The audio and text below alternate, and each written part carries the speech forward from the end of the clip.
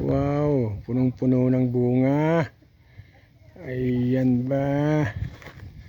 Guys, punong-puno ng bunga. Subukan nga natin kainin.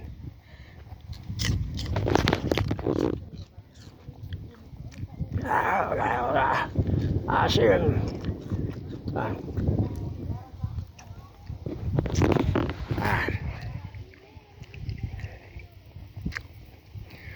Ito guys, kailangan hindi masisira ang mukha mo, mata mo. Yan.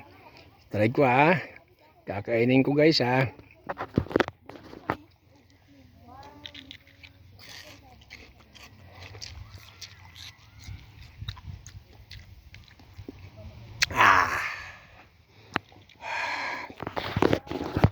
Ayan guys, sarap to sa panghalo sa paksiw isda.